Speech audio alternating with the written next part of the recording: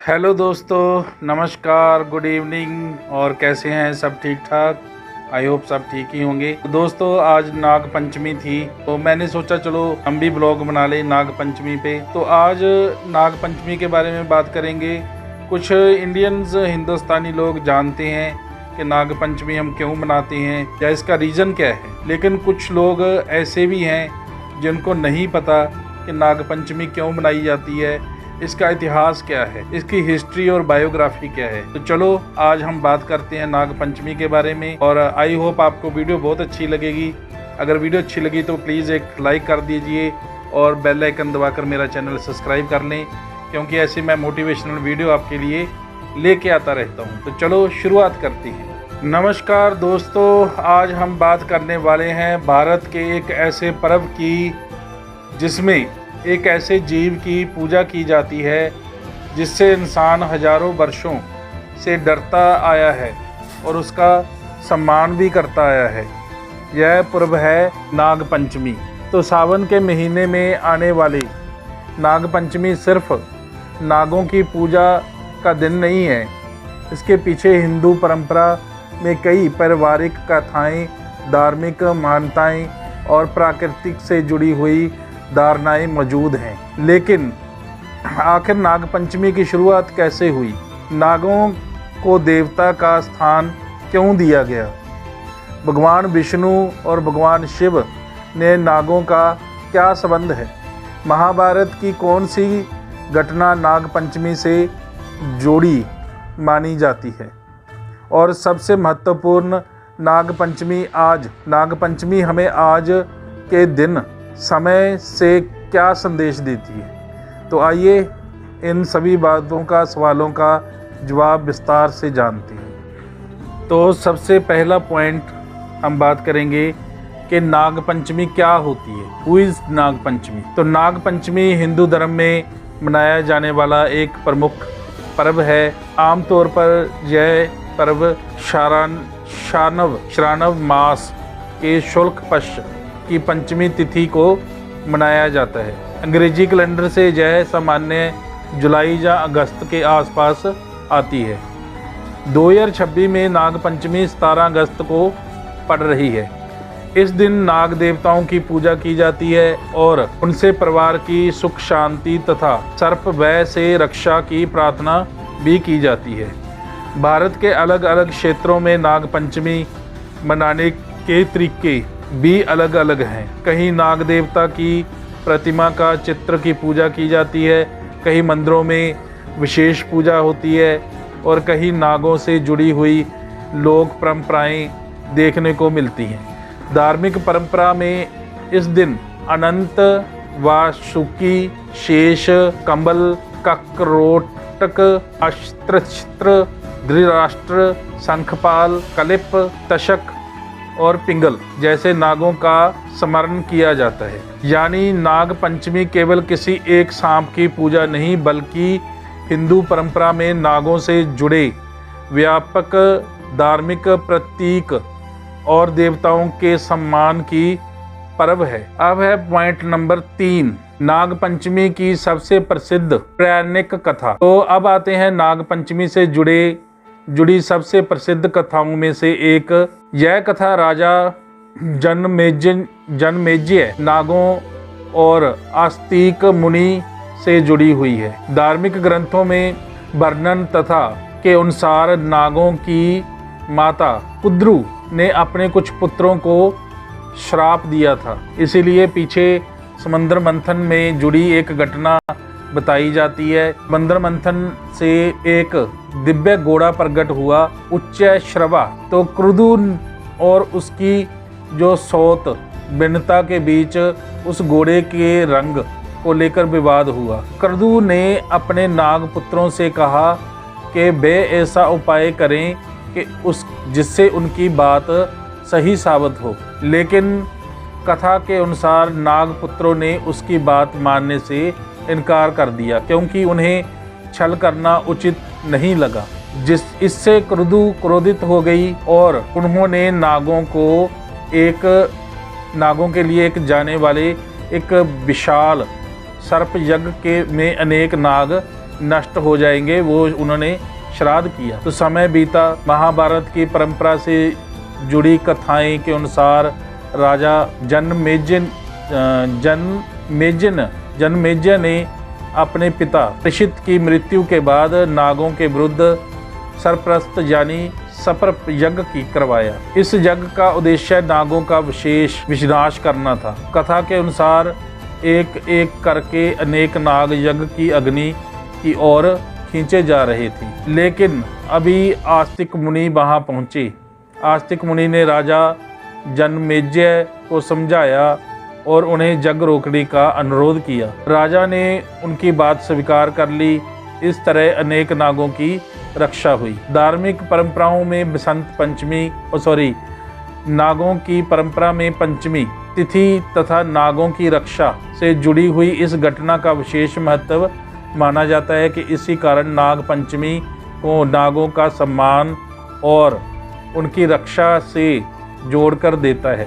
ध्यान रखना चाहिए, जरूरी है कि प्रामाणिक धार्मिक परंपराओं की कथा है, इसे आधुनिक इतिहास की तरह प्रामाणिक ऐतिहासिक घटना नहीं मानना जाना चाहिए। अब है पॉइंट नंबर 4, भगवान शिव और नागों का संबंध। भगवान शिव शंकर, शिव शंभु, महादेव, महाकाल, उनको अनेक नाम से जाना जाता है।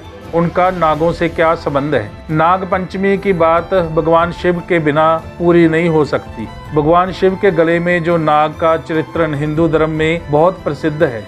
यह चित्रण कई प्राकात्मिक कथाओं और बहुत से धार्मिक ग्रंथों में माना जाता है। शिव का रूप अक्सर भय और मृत्यु के ऊपर नियंत्रण, वैराग्य और प्राकृतिक की शक्तियों के साथ सामंजस्य का प्रतीक माना जाता है। इसीलिए शिव के गले में नाग का होना भी इस बात का प्रतीक माना जाता है कि जो जीव मनुष्य के लिए भय का कारण हो सकता है, वह भी शिव के नियंत्रण और संरक्षण में है। यही कारण है कि सावन के महीने में शिव पूजा और नाग पूजा की परंपराओं को सकारात्मक संबंध भी दिखाई देता है। अब है पॉइंट नंबर 5, भगवान विष्णु और शेषनाग। तो दूसरी ओर भगवान विष्णु का संबंध अनंत शेष से जोड़ा जाता है।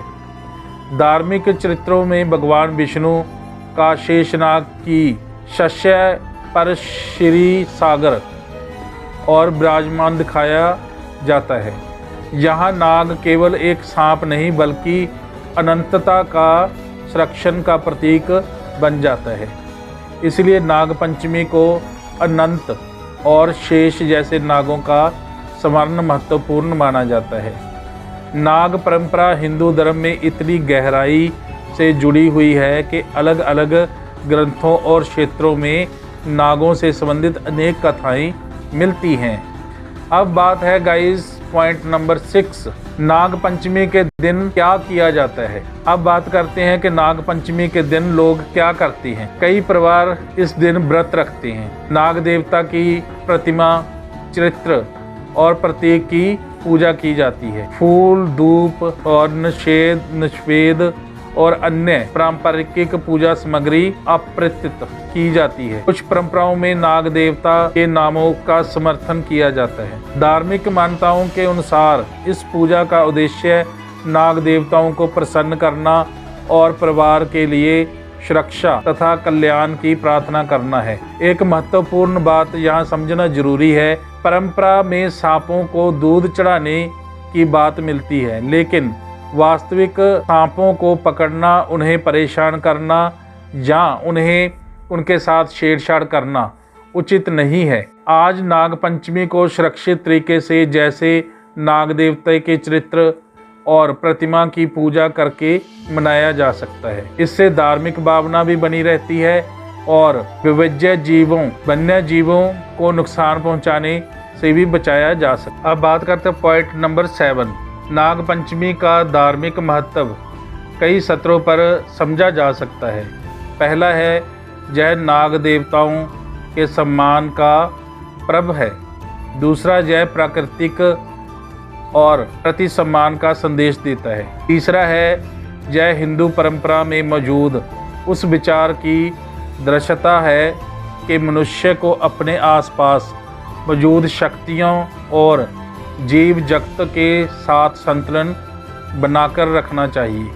और चौथा है, यह हमें उन प्राचीन कथाओं की याद दिलाता है जिन्हें अहंकार, क्रोध, बदले और क्षमा जैसे विषय सामने आते हैं। तो राजा जनमेजय की कथा में एक अनंत विनाश के बजाय बुद्धि और संवाद में से हिंसा को रोकने का प्रसंग सामने आता है। पॉइंट नंबर 8, नागपंचमी का इतिहास कितना पुराना है। तो अब सबसे महत्वपूर्ण सवाल है कि नागपंचमी का इतिहास कितने साल पुराना है। तो इसका कोई एक ऐतिहासिक वर्ष बताना मुश्किल है।